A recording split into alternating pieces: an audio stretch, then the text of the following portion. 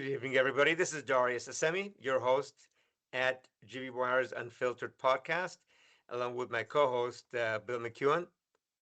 Uh, good evening, everybody. Good evening, Bill.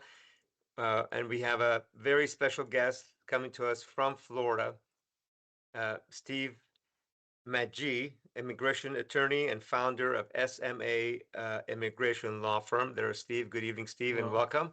Good evening. Your first time on Unfiltered, our podcast, and hopefully many more to come.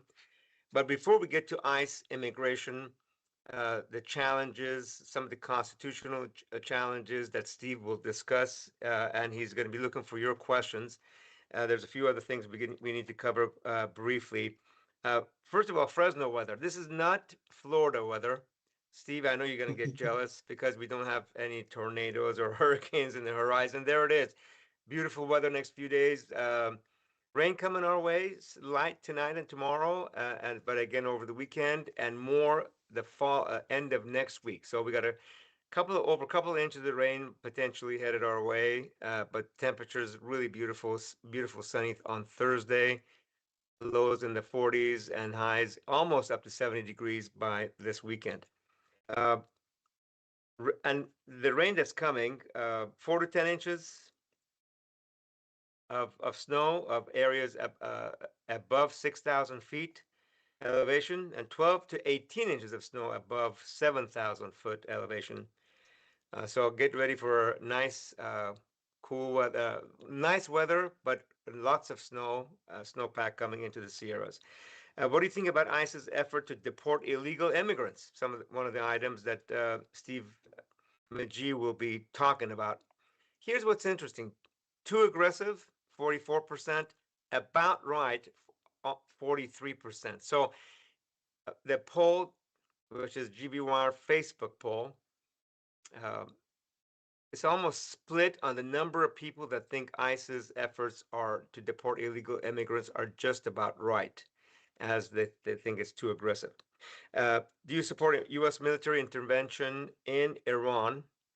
President Trump still has his finger on not the nuclear, but but on all kinds of military action while diplomatic talks are continuing.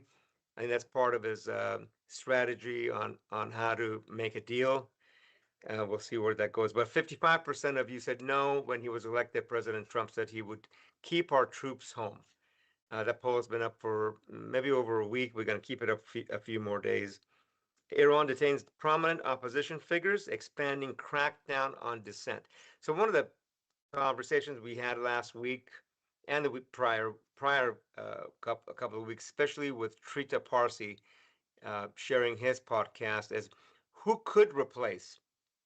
There's a lot of folks in the West, some folks in the West, in California, talking about the son of the Shah. His name is Reza Pahlavi, who's in his mid-60s, living in the United States. That he could be uh, replacing the Ayatollahs. Will that happen? Does he have a base? Do people of Iran want him? For sure, people of Israel. I mean, Prime Minister Netanyahu has endorsed him uh, to get in, and he's promised all kinds of deals with Israel. The question is, do people of Iran want him there to lead that country? Does he have enough supporters? Or is it going to be somebody from within Iran, within the military, within the Revolutionary Guard, or some of the folks that are imprisoned? There's at least one Nobel laureate that imprisoned a woman in Iran right now at the hands of this regime. So it's a lot of stuff up in the air. But at the end of the day, it's going to be what United States, Russia, China, and some folks in the Iran can make a deal with on. Iran says it could dilute enriched uranium if all sanctions are lifted. If that were to happen, by the way, in my opinion, there's no way uh, this regime will be ousted because the economic recovery will recur in Iran. And as I've said for over a decade, we want the middle class to expand in Iran, become more potent, more powerful, and then let them help pick their own government, whatever government they want. Um, So let's see where we go with this thing, because an impoverished community, country, call it the Gaza Strip, where you're basically dependent on government, which Hamas, if you want to call it their government, was one of the ways to get food, some food and rice and sugar and wheat and some of the basic staples. So uh, a more flourishing middle class in Iran will help you know Iranians elect their own leadership. Arab states criticize Israel as it expands powers in occupied West Bank. Of course, along with Israel's continued attacks into Lebanon. And, I don't have all the details on that, but we have several articles on GB Wire about Israel's bombing inside Lebanon, and of course, even on the Gaza Strip. United Kingdom calls on Israel to reverse its move to expand control over West Bank. So several Western governments, have doing a lot of uh, talk about, Israel should bring more peace and stability and into the region and allow for aid. But they just, then they turn around and supply a lot more military arms bombs to Israel in its pursuit of what's happening on the Gaza Strip and Lebanon and Syria. Uh, United Kingdom again wants Israel to reverse its move on the West Bank. Now, here's what's interesting. This has been going on for a while, but this is widespread throughout the world. My next slide, which is about Candace Owens, uh, which talks about the MAGA's split over Israel extends to a ship attacked 58 years ago. Article in New York Times, and that QR code is a link to Owens' uh, YouTube. I'm not sure if it's her YouTube page or somebody else, but it talks about uh, the American vessel USS Liberty, which was attacked on June 8th, 1967, bombed and torpedoed by Israeli military machine gun, an American vessel, killing 34 service members. Um, she had the survivor Phil Turney on her podcast. He's 79, president of the Liberty Veterans Association. That's so Candace Owens in uh, late 24 had a interview, and this is a Bill. Do you know if this New York Times article just came out on this? What is the date Well, of that we article? had that up a couple days ago. Okay. So recently, New York Times is covering this event. Yeah, let's go to slide 12 again, please. And that's what the USS Liberty looked one day after the attack by Israeli forces. So the question is, what happens if that wasn't Israel? If that was Jordan or Egypt or Saudi Arabia? I mean,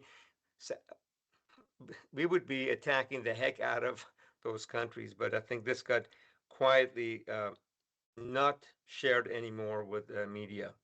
6.3 million viewers on YouTube.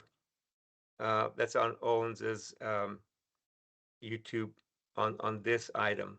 Let's put slide 11 back up again, please. There it is. Those of you that are interested, that's the slide. That's the QR code. You can check it out, and the New York Times article. Uh, Maxwell refuses to answer questions in House deposition. Story's been out a day or two, all over the news, including GB Wire. Uh, President Trump told police chief everyone knew about Epstein FBI documents, says. Bill, any comments on this? Well, it's just a situation that won't go away for President Trump, no matter what he says, no matter how hard he works to try and make it go away.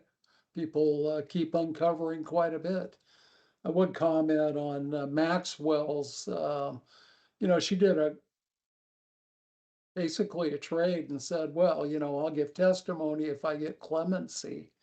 And the question I would have, she's been convicted of perjury. She's a convicted sex trafficker. What does her word mean? And the other thing is the testimony that she would give, she gave at the trial before. It's all part of the records. So to me, this was, I don't know, it was something for the media or whatever. Um, President Trump or the Trump administration has said they're not interested in taking up Maxwell on her offer. So this is going to continue to be out here and it's going to continue to create problems for President Trump and it continues to, divide his base to some degree. Thank you. Democrats Yeah. were not that big on this. You'll remember that. So what's happened is Democrats are capitalizing anything they can put together to go against President Trump. They're doing, and we say politics makes strange bedfellows, and that's certainly the case in the Epstein matter. Thank you, Bill, for that. What about this next slide? Trump's message to America: common ground is for suckers. That's another New York Times article. Anything on that, Bill? Well, that's just that is an opinion piece, and it points out that every president in the past has tried to heal America. That's part of what presidential leadership is. A country becomes fractured. Um, you have tense, hostile situations. Good leadership is about bringing Americans together, finding common ground. And President Trump is not interested in common ground. In fact, he sees himself as just the president of his people. And we see that in these immigration enforcement raids. We see this in all his pronouncements on social media about where he tries to be the supreme leader of all matters that are cultural. And I would point out we had a US skier in the Olympics who said, I'm proud to be here. I'm proud to have represent America. I'm proud of the flag, but I'm not cool. I'm not comfortable with everything that's happening in America. And President Trump comes out and calls him a loser, said, why are you even on the Olympic team if that's your attitude? You have to look back at all the many times that President Trump has trashed Americans. He's trashed his own country. So he has the right to freedom of speech. Nobody else does. So that's what this column is about. President Trump's not interested in common ground. He wants to rule what he sees as his people and punish everybody else. And we see that with immigration, aggressive enforcement. Aggressive enforcement to me is even too polite of a term. I mean, this is just crazy town. It's tearing up of the US Constitution, and it's all driven to please his base and to scare a lot of people, undocumented immigrants, into self-deporting. And I know Steve will talk about that later. Right, coming up in a few minutes, and the prosecutors began investigating Renee Good's killing. Washington told them to stop. And Darius, this gets back to what our mayor, Jerry Dyer, said. Um, ICE is using tactics that law enforcement, professional, local, and state law enforcement abandoned a long time ago. And this is an elevation of ICE above the Constitution, above our rule of law. Whenever a police officer fires a gun, there's an investigation. Was it justified? Why did you fire the gun? Um, and it's not just about saying, oh, the cop did something wrong. There's a reason for a full blown investigation. One of them is, can we do this better in the future? What can we learn from this situation? And local and state police have embraced this across the country, just like they've embraced the use of body cams, because body cams back up professional police a very high percentage of the time. I don't know what the percentage is, but it's very high. Meanwhile, you have ICE. To me, they're not only they're a danger to Americans, they're a danger to themselves because they're so unprofessional. They amp up situations. The slightest little thing, they try to turn it into an excuse to go and bust heads, throw people to the ground, put handcuffs on them. Professional law enforcement is taught to attempt to defuse a situation first, not accelerate it, not amplify it. So the story talks about how in Minnesota, even though this is, this immigration enforcement blitz, the federal prosecutors there and the local police all expected that common protocol would be followed. So they started an investigation into the shooting, and it was stopped at the highest level in DOJ and the Trump administration. And to me, that's just shocking. And people that, like in our poll, that said, well, I like what ICE is doing, they really ought to think about it, because the next time it might not be about immigration, it might be something else. And you have a police officer knocking on your door, telling you they don't need no stinking warrants to do whatever they want. And it's baked right into the Fourth Amendment of the Constitution. And again, the Trump administration ignores the Fourth Amendment. And there it is on the screen for people to read if they don't remember it from their 8th grade Constitution class. Thank you, Bill. And with that, I'm going to bring in Steve Magee. Again, Steve, thank you for being on the podcast. Immigration attorney and founder of SMA Immigration Law Firm out of Florida. Which city are you in, by the way, in Florida? St. Petersburg, Florida, sister city. I guess probably President Trump wouldn't approve of the name of the city since it's related to Russia, right? Okay.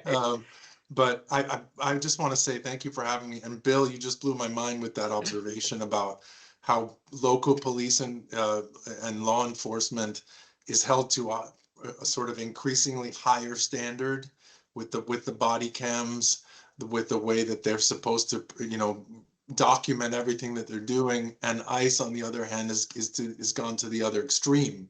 It's almost like going back to the Wild West where there's no rules. And so now that a lot of the local law enforcement is sort of conscripted in states like Florida, where they're required to cooperate, it allows them to also not adhere to the same standard that they have to when they're just enforcing the law locally, as opposed to on a federal level, which is a complete contradiction. So I think that was a really good observation. Exactly. So, Steve, you have a lot to talk about. You want to opine on the U.S. judges, the rejection of California law that banned masks for federal officers. I know Bill just covered that, and you just briefly hit it.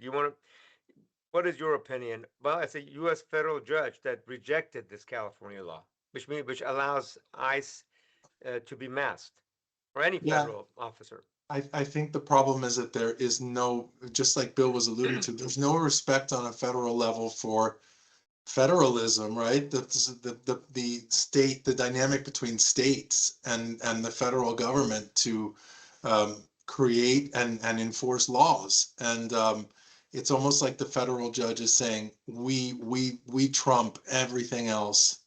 And that's not how this system, this very intricate and complicated legal system works. And it is frightening, to be honest with you, the fact that they are masked means that they're also, that reduces their accountability almost to zero. It's kind of the opposite, Bill, of what you were talking about, the body cams. And if you look at police officers, they always have their badge, or sorry, their name tag is always visible on a local level because they have to be accountable, right? And here, it's almost like, I hate to say it, but it's almost the equivalent of sort of domestic terrorists, where they're covered, and then they hide behind the 3-letter acronym because that three-letter acronym ICE, like you guys were discussing in the intro, there's no repercussions to their actions now. There's no reports. There's no, when people like Renee Good are murdered, they may not even be able to get justice in this system. And that just further sort of, I think, propels these ICE agents to just continue to disregard the law, you know? Got it. Thank you. I'm going to bring Bill back in, and I want to put up slide 27 also. Bill, you had a comment? Well, in regard to the mass, we're seeing criminals don garb that is similar to what ICE is doing and going around and committing crimes. And, you know, we talk about Savannah Guthrie and her mom, and the FBI today released images of a guy that was at the door. He was masked up and he had garb very, very similar to ICE.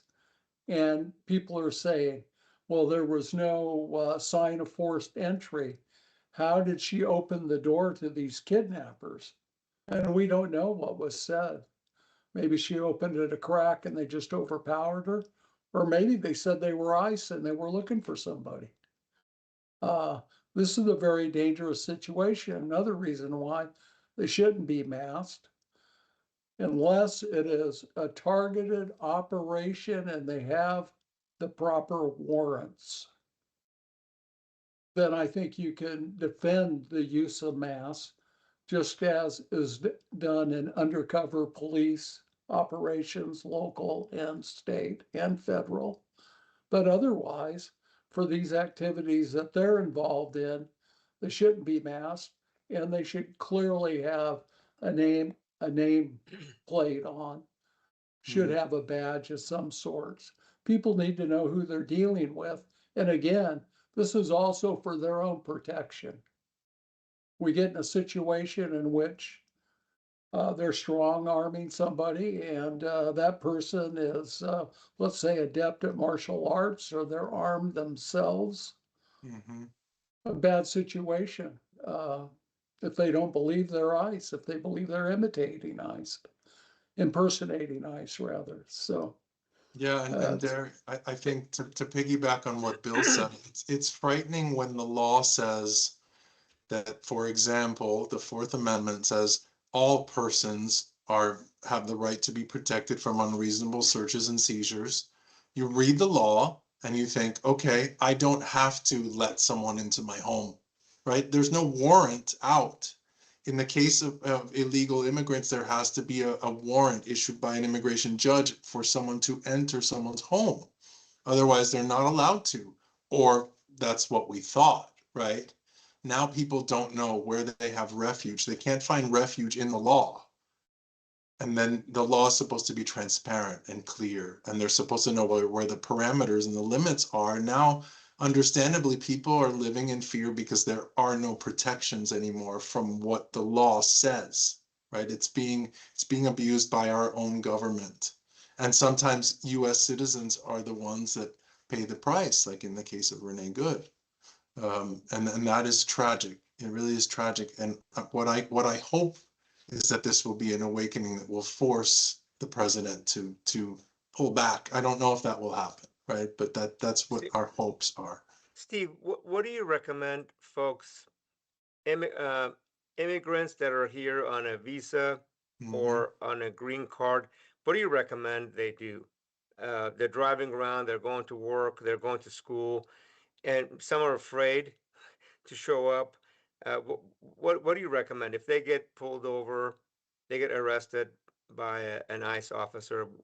What should they? How should they react? What should they be doing?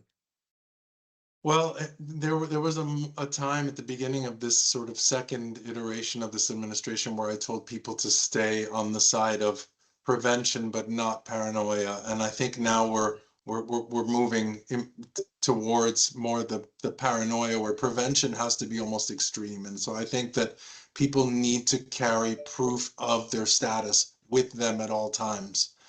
And that if you have a visa, if you're here on a visa, that is your I-94. That means You print out your most recent entry and it says until what time, until what date you are authorized to be in the US, because they will look at that. If they stop you, they will look at your I-94, and if there's any gray area, it's very possible that they will detain you. If you have a green card, then you should, it sounds crazy, but you should be carrying that on you at all times. The people who don't have status, that's a whole different question, but anybody who's here legally should be able to prove it at any given time. No matter, even if they're just going to the corner to buy a pack of cigarettes or something, they want to have that in their wallet permanently with them. And then what about people who Yeah. have scheduled hearings and they're going to, to talk about a visa or to advance a green card application, because we see ICE coming in and detaining people, using these meetings as kind of they're using it as a trap to get people. So do they consult with their immigration attorney before going to the scheduled proceeding? Yeah, they should, and they should see if it's something that is worth postponing even. If it's something that's mandatory for them to attend, then they should try to attend it with an attorney present, always. For a lot of immigrants, that's an expense, right? That's hard for them to shoulder, but in this case, it's part of protecting themselves throughout their immigration process. And so having someone physically present who knows the law and represents them is absolutely vital. I think what's really scary is what Darius, the situation where that Darius brought up, is just everyday life. Now, you can't have your immigration attorney next to you 24 hours a day, right? So that's the scariest part, is how do you live your life, even if you're doing things the right way, and find joy without letting all these things that are happening get to you and affect your quality of life. And that's a really difficult question I answer sometimes, and my staff says that I'm part See, psychologist and part lawyer, because you really have to get that emotional support and find that too. And I'm sure there are support groups and things also. so uh, Steve, let me jump. So yeah. how about U.S. citizens that have immigrated here from all over the Middle East, Hmm. South America, Central America, who, you know, they're not white and they have an accent, Hmm. but they're U.S. citizens. They've been naturalized. Any recommendations for them? And then I'm going to quickly get into travel bans and visas and your Yeah, opinions on that. absolutely, Okay. sure. Up to now, being a US citizen is an absolute. You know, we've had even US citizens who were terrorists, who did not have their citizenship revoked. Once you've got it, it's yours. There is no precedent being set yet. I'm not saying that the president wouldn't do it if he could do it, right? But I don't think there's any legal ground to stand on where you could revoke someone's citizenship. And so we always recommend to people, if they qualify for citizenship, they're green card holders now. If they qualify, they should apply immediately, because that is the ultimate safeguard that we've got. It's the only safeguard we really have in this. So whether they speak, differently or they look different, certainly when I was based in New York, everybody was an immigrant or related to immigrants, came from immigrant families. There's a lot of profiling that ICE is doing, but if you have your citizenship, you should absolutely be protected no matter what. So if you're a U.S. citizen immigrant, Mhm. what should you be doing? Um, I mean, if you want to go to an extreme, I guess, like I said, it's good to carry documentation. I would carry a miniature copy of your naturalization certificate or your passport. If you have not your actual passport, but an image of your biographic page of your passport, just to prove that you are a They citizen. they make a mini version of the passport card, right? Some folks, Yes. can you apply for that separately and just get that card? Yeah, I think most people apply for them at the same time. I never saw the utility in those until now. So absolutely, if people can apply for them, I would do that. But worst case, you just have a color image or a scan of your actual passport Of bio your passport. page. So if Yeah.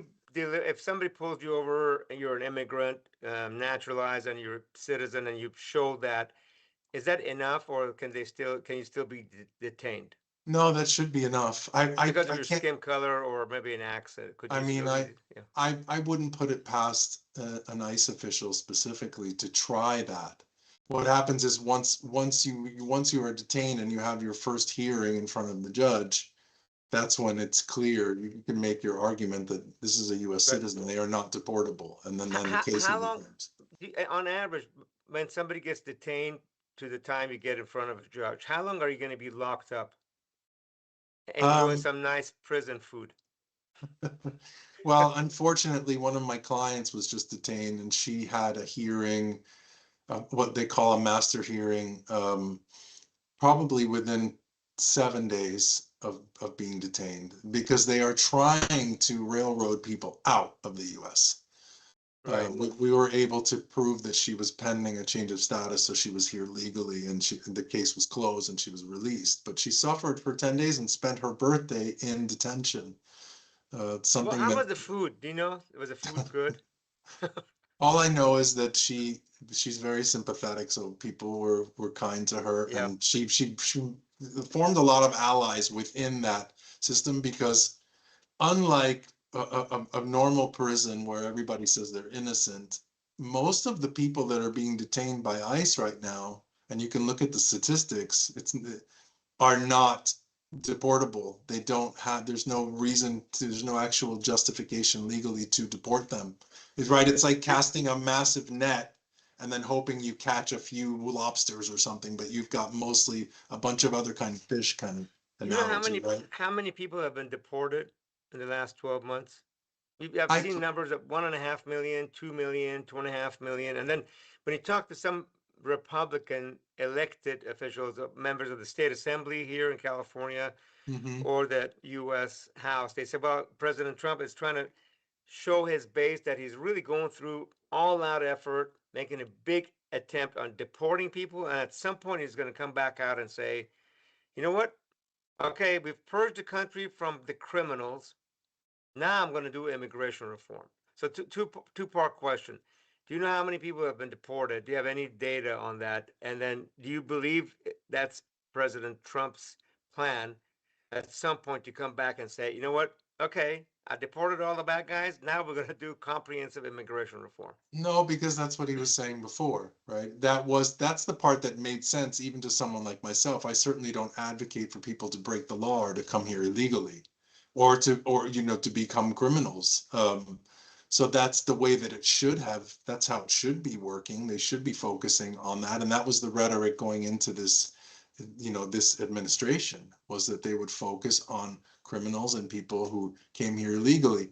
The numbers, I don't believe that they can be vouched for. I don't believe they're credible.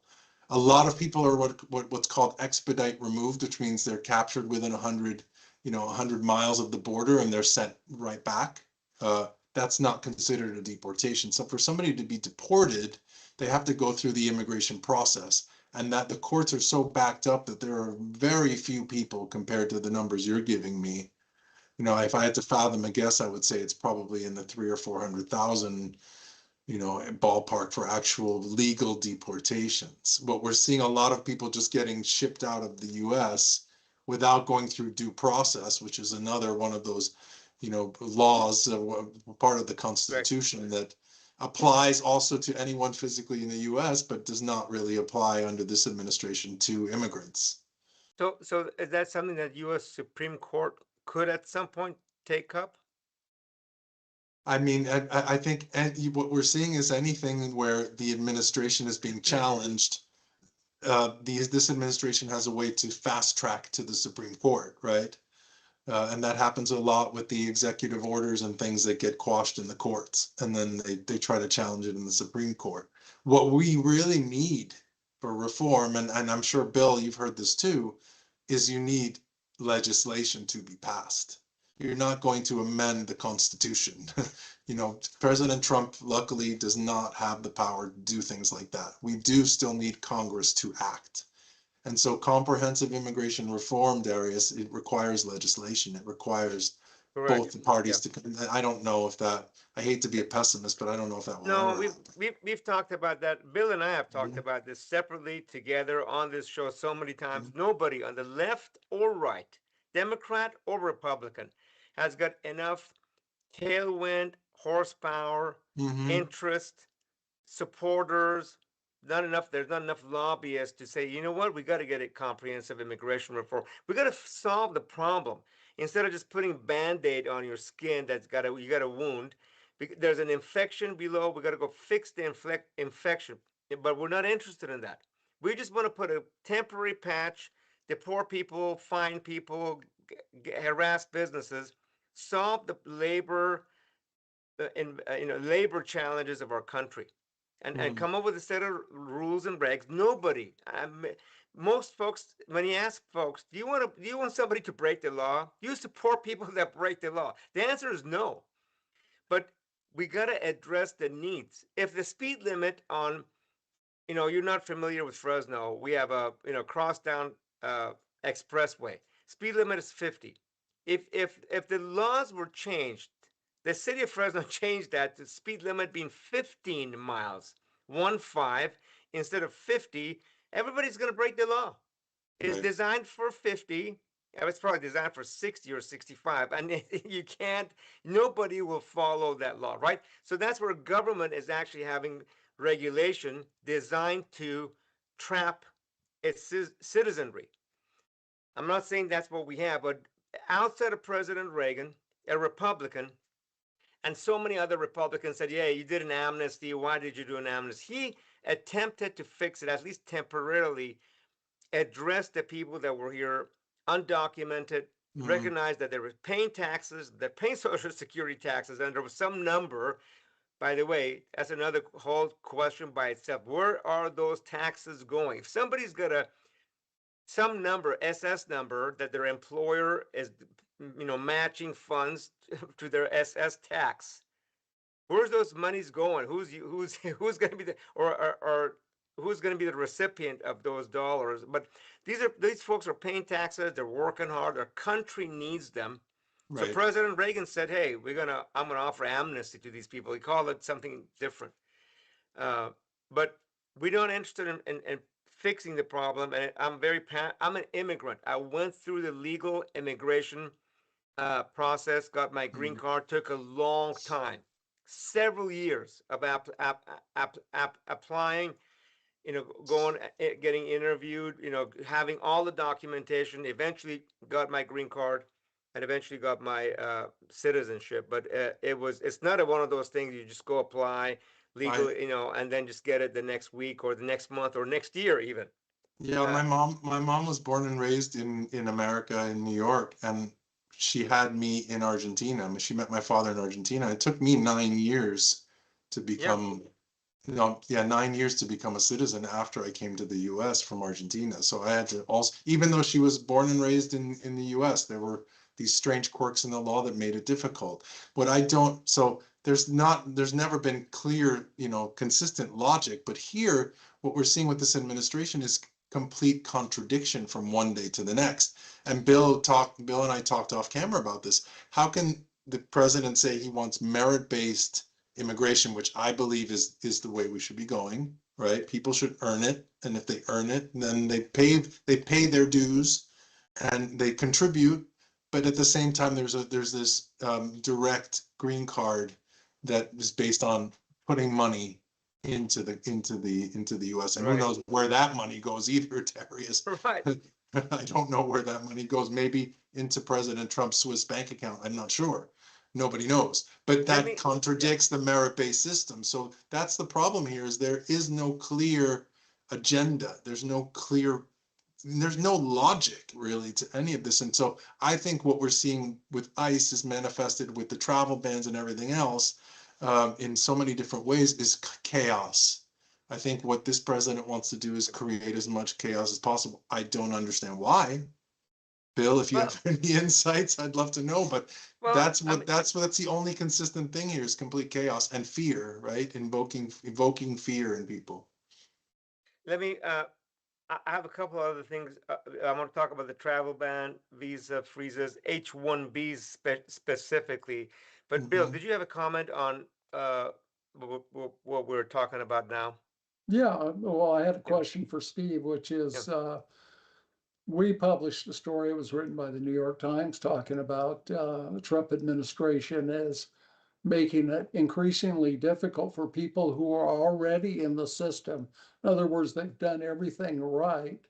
For example, they've rewritten the citizenship test and made it so hard. People have told me that, Hmm. college kid with a basic poli sci background and history background might not be able to pass the test today. We also know resources are being diverted. So people that are in the system now, they're not getting what they need in a timely manner. And Steve, I know you represent Well all said. kinds of cases in your immigration practice. What are you seeing? Have you encountered this? We encounter it with every visa category and every single process right now. There's pushback, including the most transparent, clear-cut citizenship applications, where there's pushback and they're asking for more and more documentation. And that documentation doesn't even correlate to the requirements to qualify. Um, it's incredible. It's very frustrating. And I think this goes to the ethos of this administration is we want to discourage people from advancing in their immigration process. We want them to start thinking about going back to where they came from, as the president would say. But we're seeing the pushback, and I do a lot of visa work overseas, and we're seeing a lot of resistance also in terms of giving people visas, even if they have approved petitions in the US, finding excuses. For example, Darius, in India, Indian nationals have a 4-month delay now for interviews for H-1B visas, because they're doing social media vetting. They're just making excuses now to delay, and that damages a lot of businesses in the US who need those workers here, right? Those are essential workers. The travel ban is another one of them. It's a soup of different countries. Some have certain visas that are not allowed. Some people can't process their family immigrant visas, and there's no logic to it, right? The underpinning, the justification, because one person abused the, they got public benefits and they happen to be from Haiti. Now nobody from Haiti can get an immigrant visa. I mean, it's preposterous, and it's interesting. Just as an aside, but I think it dovetails, is the World Cup is going to be, the majority of it will be in the US. And there are people on those travel ban lists. I think 15 of those countries are participating in the World Cup. But And Iran, a country where I was born and yes, raised, is one of those exactly. countries that Hmm. the only limited number of players and coaches are allowed to come in uh, during the World Cup in our country. Yeah, and we're gonna see if we can find a map. We don't have it ready. Hopefully, we get it ready before the show ends on the countries with the travel ban. There's quite a few on that list. Do you know how many off top? Is it 20, 30? It was seven in the first Trump administration. It went up to 37, and now this new one for immigrant visas is 75 countries. Um, that's more than 1/3 of the world's countries that So have it. you To, can't have a visa to come to the United States. Is that right? If you're one of those 75 countries? so you can't process an immigrant visa, meaning you are an engineer and you have an approved petition in the US, or your wife we have a client from Morocco who's in Morocco, and the wife is American, and now he won't be able to get his green card. He'll be stuck in Morocco. People from Brazil, Colombia, places, are not, have nothing to do with terrorism, or don't pose any sort of threat. A lot of these are sub-Saharan African countries too. So Is this, but I'm gonna, you know, there's not a conspiracy theory. I'm gonna link some dots, which is you're gonna say, you can't link. There's no linkage. But is this part of, making sure the population doesn't grow as much, so we don't have as much environmental impact, we don't damage the environment, because the more humans, sometimes when I debate some of my environmental social justice folks about the work that we do and on the home building side, Mm-hmm. Uh, and I go, listen, we just react to market conditions and provide housing for people. Your issue is, why are we building homes? Where your issue should be, why are people being born? You know, before you have a kid, you should apply for an environmental impact report for your kid. And then, you know, what is going to be the impact? Do you think the enviros are kind of connected with the Trump administration to figure out how to limit No, our population growth? there's something else. I don't know if you guys have heard of it called the diversity lottery, which Okay. has also always undermined this idea of merit-based immigration. The idea is to make the US more diverse, so they give a certain allotment of immigrant visas, which become green cards, to people from around the world. And I have never met, I've done this 22 years, every person I've ever met that has won this is from Northern Europe. Okay. I'm not joking. It's like they all get it, but people from Niger or Chad or something will never get in the diversity lottery. So it just seems like chaos, but I think that this is definitely strategic. I just Is don't it, know how when you this say goes through. Northern Europe, are you talking about like Northern Germany, where the Nazis originated from? Is that what you're talking about, or I was whereabouts are you? talking about, Holland, Germany, Okay, Scandinavia, okay, that part of Europe. Yeah. got it. And isn't I don't think it's a coincidence. is the birth rate? I mean, globally, birth rate is getting closer to zero, especially amongst developed nations or more. Hmm. The more educated you become, you go, you know what? I just don't have time for my kids. I got to work. I got to put food on the table. You know, I got other aspirations in life besides having, you know, three, four, five kids. Are we seeing? And I know that's not your uh, line of expertise. You're immigration attorney, but do you, do you seeing less people trying to? Well, the world, the birth rate is getting closer to zero worldwide. Well, Less. as a Latino myself, I can certainly say that I think Latinos are seen as more of a risk by this administration because they generally have larger families than, let's say, Europeans, right? And Yeah. that's a trend. So maybe there is a correlation. I never thought of it. It's a little frightening to me, though, that this is like somebody's playing this chess with the whole world and sort of controlling these kinds of things. But there could be a correlation there. I But certainly think that immigrants are seen as more of a threat that way because what is it, 2050 that the minority will be the majority or something like that in the US? And then the more immigrants you have from countries that tend to have larger families, like Latinos, for example, I think that just accelerates that, right? so, Steve, we have this map. Our uh, team, Eric Martinez and Paul Marshall, tracked that down. This is the countries where you have, and I don't have the legend, where partial suspension is the yellow, full suspension is the red. Yeah. So if you're coming from, if you're from one of those red countries, you know, you're SOL. You cannot get a visa. You can't come to the States. It's even scarier than that. What I'm seeing, I do pro bono work with an orphanage in Haiti that their mission is to educate kids in Haiti and then bring them to the US on scholarships. They've been doing it for 15 years. They were trying to deny the change of status for these kids who cannot get visas anymore. Okay, so they can't get a student visa. So they come in with their tourist visa and they do a change of status. They have full scholarships to study here, right?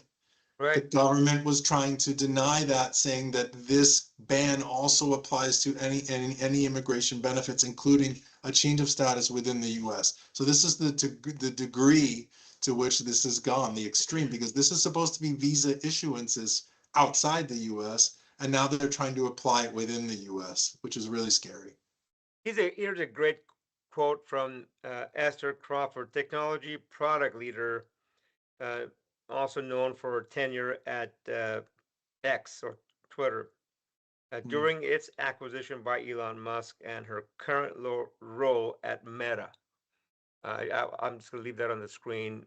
Talk about how immigrants, high skilled immigrants, don't take away from us. They build with us. Some of the best colleagues in my career have been H 1B holders chasing their own American dream. Absolutely.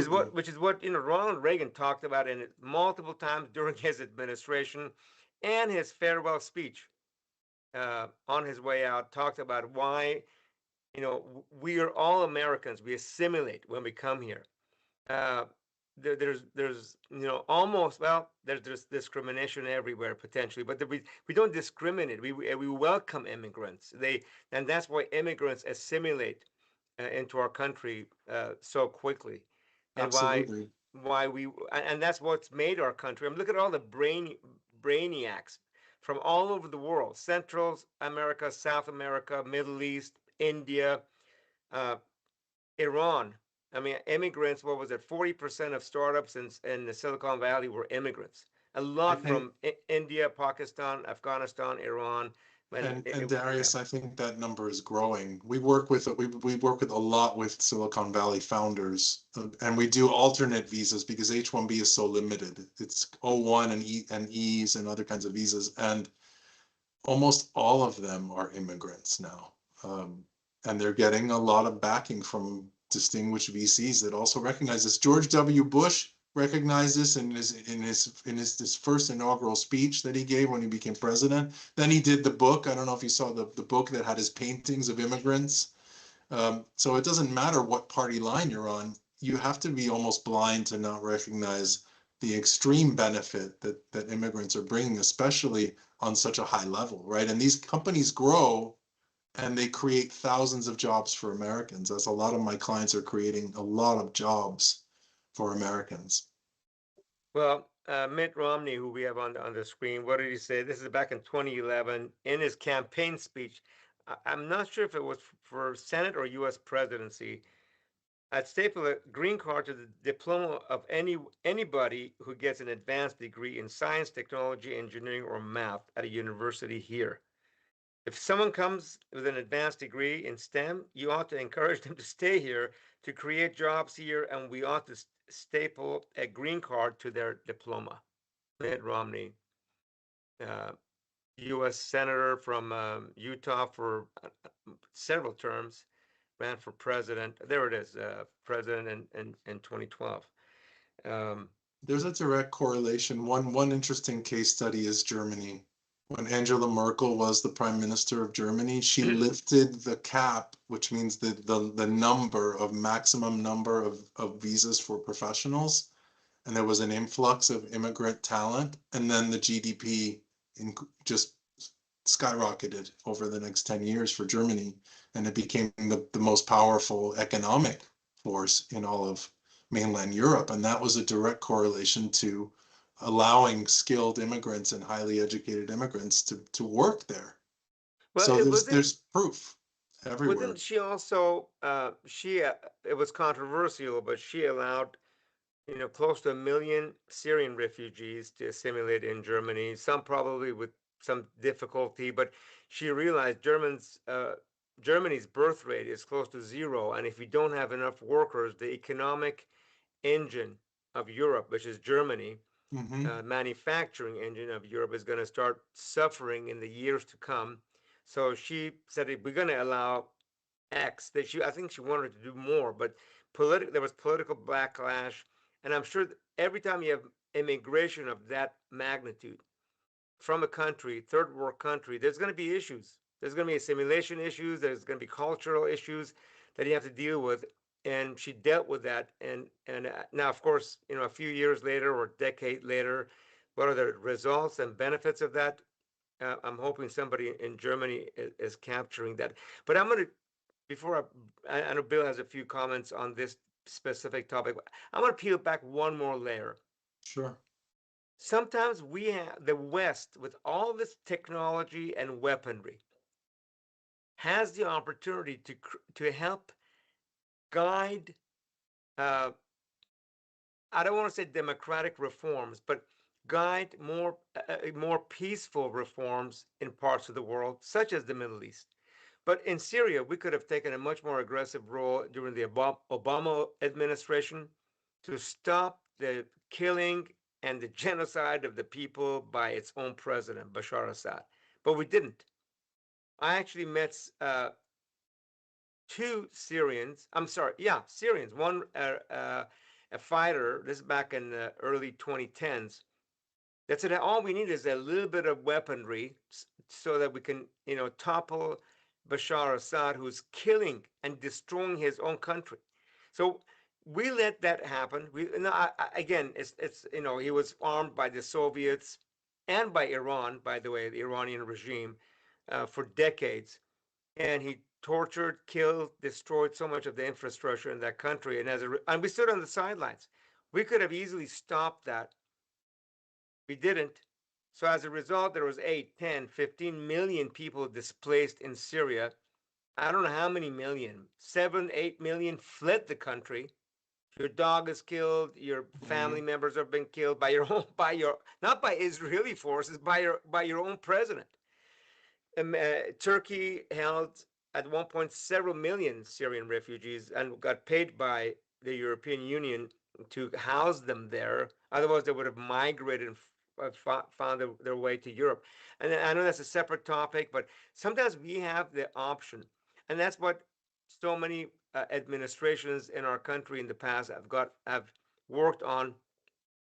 Bill Clinton is one. Worked on creating opportunities inside Mexico. He knew, he was very smart, thinking 2 or 3 minutes, decades or generations ahead, 2 or 3 chess moves at least ahead, and goes. And he said many times, if we don't help Mexico develop a good economy, we will never be able to stop immigration, illegal immigration into our country. So Mhm. he put together NAFTA with Right. labor support, right? Which was controversial amongst many folks, but it slowed down that immigration from Mexico to the United States. We have a few minutes left. Bill, you have.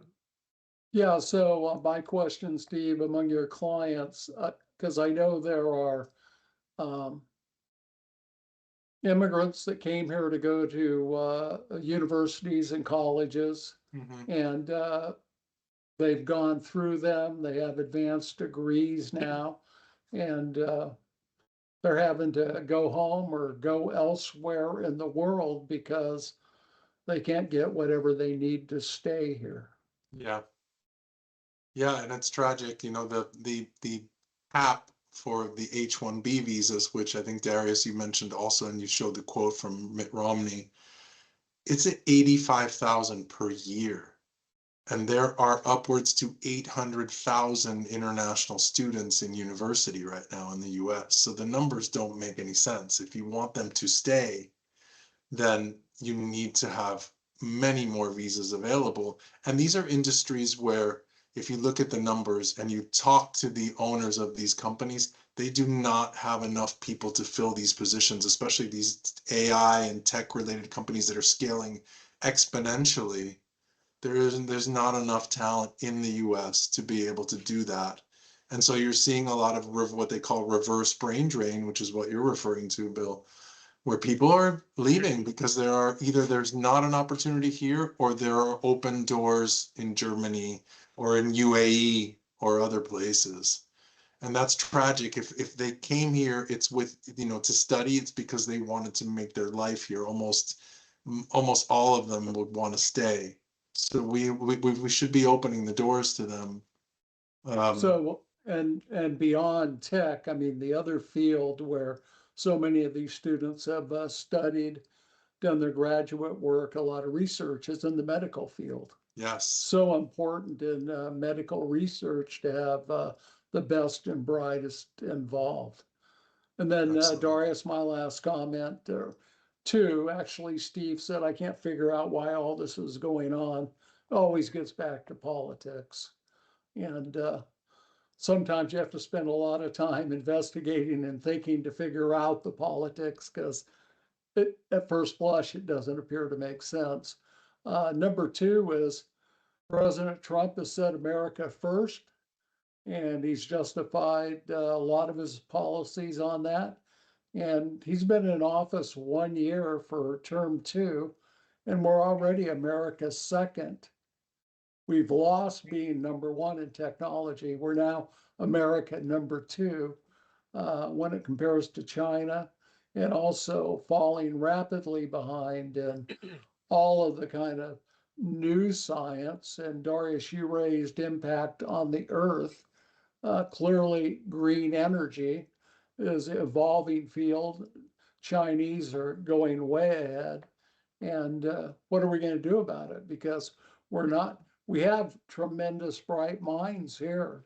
They have to be augmented by other bright minds around the world. That's how we got to be number one in the first place. So Trump's policy is really America, I don't know, two or three. I think Let the his others lead. its policy is Trump first.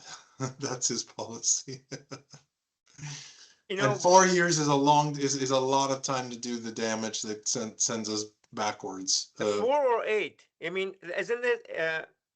I thought, isn't there a constitutional amendment already in place? Okay, but let's we're going to end on a couple of different but somewhat related. This is one of Bill's articles that he wanted to discuss from Reuters on one of America's favorite products, the Harley Davidson motorcycle, built in several plants across our country. Some bad news for Harley, but they make beautiful, beautiful bikes. Bill? So, we have people talking about affordability. We have President Trump insisting the economy's never been better. Harley Davidson in 1 quarter, that's 3 months of this year, lost $279 million. And why is that? Well, the economy's kind of tough.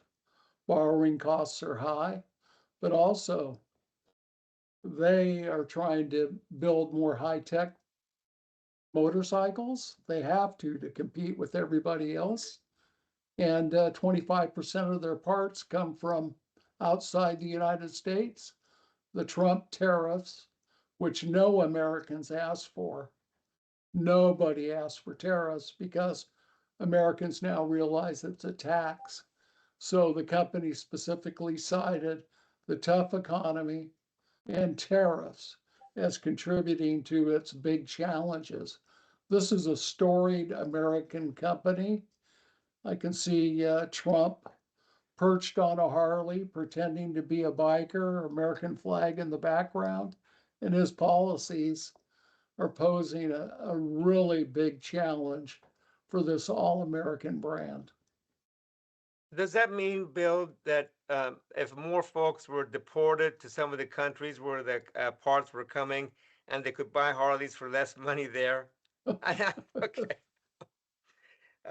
Bill, you had one more. And Steve, please stay on. We're almost done. Let's put up slide 19. Bill, this was another Oh, one of, yeah, yeah. that was just California Attorney General Rob Bonta has sued. It's a website, basically. It's a Second Amendment website, big advocates for gun rights, and they publish the blueprints so people can print a ghost gun on a 3D printer. There's a good illustration of how that process works. Um, it's not something I agree with. I think all guns should be registered. We should know where they come from. I agree with that Should too, by be the way, should as be a gun able to owner. trace Yeah. them, but the legal position of the people that are being sued is that this is what gun hobbyists do, and California's stopping them from enjoying this and adding to their gun collection. So we'll see how this goes as it winds through the court. Thank you, Bill. And then finally, on immigration here locally, Roosevelt High students. By the way, this was going on across the country. It wasn't just Fresno Unified. Every school, is that correct, Steve, Bill? Yeah, so I Yeah. mean, we even had Clovis Unified students doing it. They didn't do it during school time, however, the Buchanan students, they had a large turnout. Even today, there were Fresno Unified students that walked to City Hall and were protesting out front. So we've had Roosevelt do it, Edison do it, Bullard do it. Um, lot of activism. And Steve in California, I'm sure Florida doesn't have this law, but in California, public school students are allowed 1 day a year to engage in political activity. For many students, that would be high school seniors who are 18 the day of the vote. They can take off. It's an excused absence. It doesn't cost the school district any money for average daily attendance. Well, we're seeing throughout California, students are taking advantage of this law, and many are protesting. And I'm sure this is driving the Trump administration crazy I think because that's they are the fantastic. future. They are the future voters, and doesn't bode well for the future of the Republican Party. Just to Comments on that, clarify, Steve? Steve, yeah. comments on that? Yeah. Well, I'd like to say first that I moved to Florida for the weather. I didn't move here for the politics. I grew up in New York City as an immigrant. My high school was 90% immigrants. I wish we had done things like this. I think it's encouraging to see the youth take this stance and not be driven by fear. I think we need to have a generation that is more active, and so I think this is really fantastic. Let's see, a couple of other quick things we're gonna put up. There's a lot of other things that we didn't get a chance to cover tonight, which we will cover next week. Uh, we are going to start our candidate forums, by the way. There's supervisors race that's coming up, and several city council races that we're gonna have our candidate forums coming up here. Bill, next few weeks, next couple of months. Yes. Yeah, so I mean, we're looking at the final filings for papers there in early March. So, Okay. and the primary vote is on June 2nd. For school board, it's actually 9 months away. We don't vote on school board races until November 3rd. And but there's already a lot of candidates. So seems like in these times, it stirs a lot of political activism, and it's good to see people stepping up and putting their hat in the ring. And I was wondering, Steve, what do you see in Florida? I mean, the national perception is it's a red state. We know that Florida is really pockets of red, pockets of blue. Um, do you see Democrats gaining any seats in Florida in the midterms? Yeah, that's a good question. I know That's I a was great no. That's a great question, and I want to have a question about your governor. But that's a great question Oh from Bill. goodness. Well, Okay. I'm not as much into politics as you guys, although after what you said, Bill, about seeing the bigger picture, I think it would be worth investment of my time. I was just recently in Miami for work, and I saw the big news was that the mayor was a vote that voted in it was a Democrat, which was shocking because that's always been a Republican stronghold. Um, I don't see it. I think that it's more lurking in the shadows if that tendency is growing because people are, because of the governor, probably Darius, they're probably less open about and vocal about how they feel, and you don't see protests and you don't see the activism here that you might in other places because I think people are a little bit more fearful of retribution or what the repercussions might be. I don't see it, on the streets. I don't see streets being cut off in cities like St. Peter, Tampa, at all. Not even in Orlando. So I think that it's more in the shadows right now.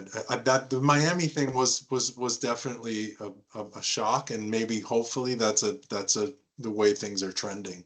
How about James? Well, one of the candidates, James Fishback or Fishbach. Are you familiar with him running for Not governor? Yeah. No, not really. But I think that there would have to be major groundswell here for there to be an election that goes the other direction on a state level. Oh, he's a Republican. Yeah, Republican running for governor. Okay. Yeah, but he's more open, I think. He's not More as open, and I think he's criticized. DeSantis signed a bill or went to Israel and signed a bill. I can't remember that. It's vaguely about how pension money should be invested in some Israeli funds. I just vaguely remember something. You know, I may not have my facts straight, so I better not say any more on Well, that. just But to give you perspective, I've heard this before that DeSantis is Trump unhinged. So if you mm, can if you can imagine how that might be possible, that's kind of the extreme to which he seems. I don't think anybody has a finger on his pulse but he's definitely goes to the extreme, you he know. was Governor DeSantis was here when he was campaigning for president. I want to say when was that? 2 years ago almost. He was in Yes. Central California. Yeah, yeah, 2 years ago, and he came across as a moderate, pro-immigration, addressing immigrant issues, have a more balanced approach to governance in Florida, as he's doing in Florida, what he claimed, and he would roll that out on a national level. Um, I didn't get a chance to meet him, but that was the kind of the sense that I got from some of the articles after his uh, Bill, one or two, I think, events in Central California that he had. But Yeah, it yeah, was an exposure tour and a fundraising tour, okay, and didn't go that well. I think I yeah. just have more of a tendency to focus on federal level because my practice is federal, you know, so I don't pay Right. as much attention on the state level. So, do you like what DeSantis is doing? The way he's leading the state, or no?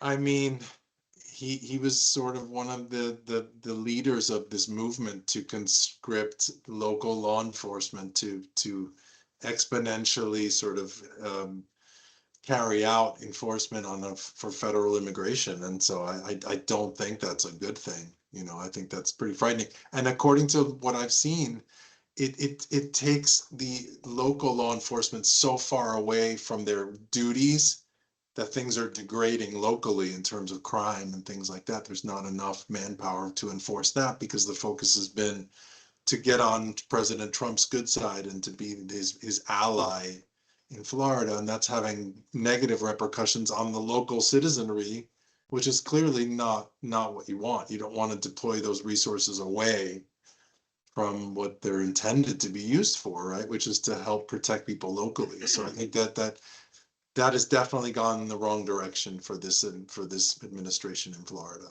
And He's then that Yeah. Go ahead. policy alienates the community, and they stop cooperating with law enforcement in general. So you have Especially immigrant communities, yeah. you have fewer solved crimes. It's a bad prescription. And again, this is something that local officials all over the country have learned over the past, decades is we want great cooperation with our immigrant community.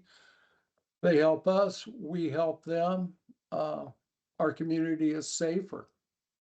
And And there's just not enough money for the federal government to do it on their own. And that's a reality that this administration has never admitted, but they're far from what they would need. And I read recently that ICE was having really bad problems getting new people on board, and I can see why. So I don't know. I think if you're pro-immigrant, eventually there's going to be a moment here where things are clearly just not working with this administration, and it has But to be ratcheted back, you know. our country's the pendulum swings. But the beautiful thing with our country is, it's got a limited swing. It doesn't. We don't get into revolutions. And at the end of the day, I was just looking up Governor DeSantis's. He's a U.S. citizen born here, but of Italian descent.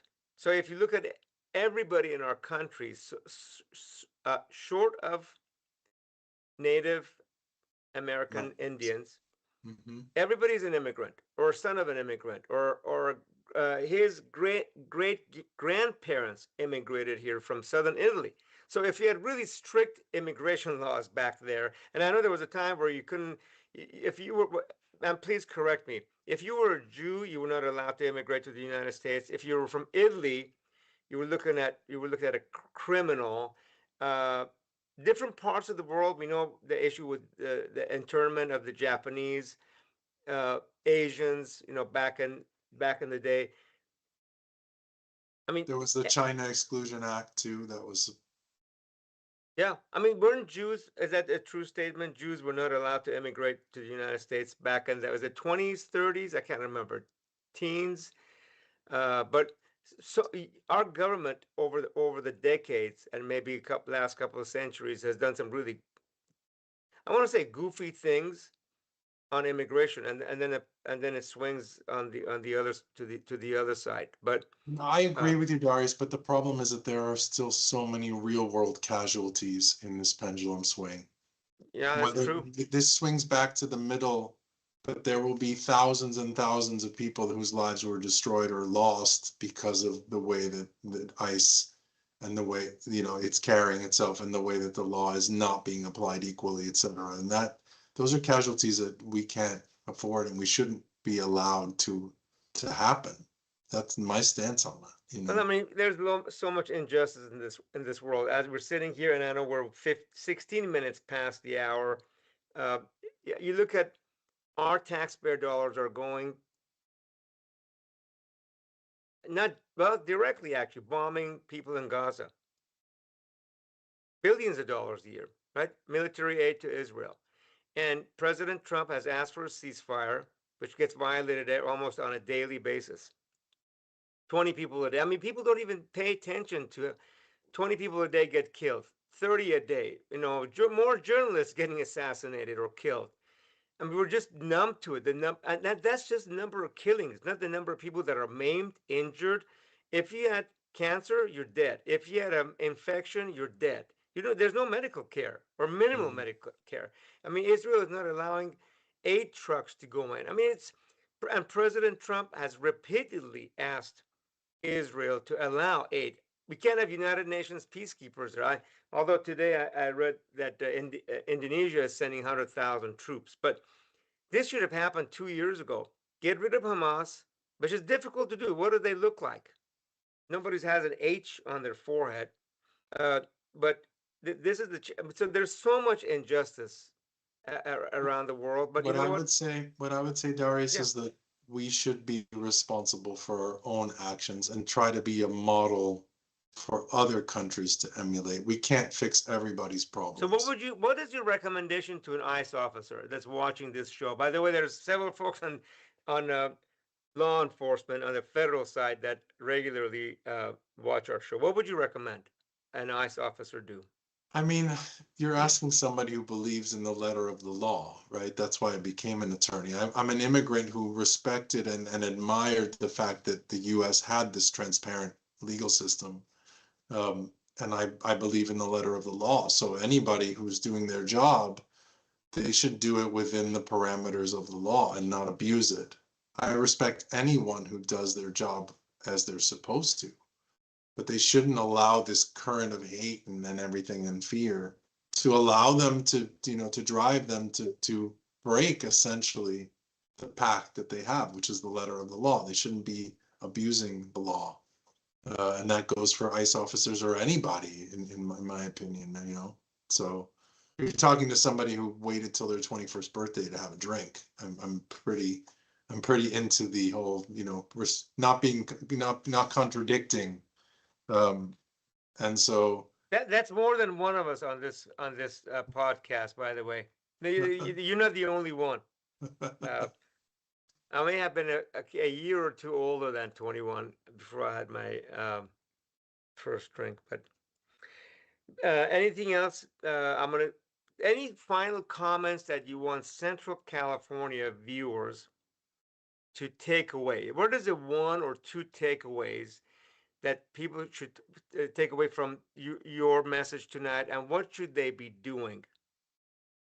I think people need to continue to unite. So when I heard about this app that, warns people if ICE is coming and things like that, I think that there's a lot of ways that technology can be used in a positive way to protect other immigrants, and to seek refuge and help in those groups. Um, I also think it's very encouraging. I don't know if you guys know the history of Minnesota recently with refugees, but Minnesota is the most empathetic state in the US, in my opinion, because they have taken on compared to their population, then, you know, they've taken on so many refugees, and those, especially Somalis and other groups, have become so integrated in those communities that they feel like they're one of us. And so I would say to people, get involved in your communities. Don't hide by yourself. You know, look for strength in numbers. You know, I think that's the most encouraging thing. Those images you showed me of the high school students, you know, being activists and protesting, I think that's really encouraging. So I would encourage people to continue to support and come out in numbers, because ICE can't detain everybody, and especially if they're US citizens. Really, the message to them, you're the ones that really have a vote. You're the constituents, right? If you call your congressman, they will act. If you're illegal and you call a congressman, they don't feel the obligation to help. So US citizens are the ones that really can make a difference here by joining this movement.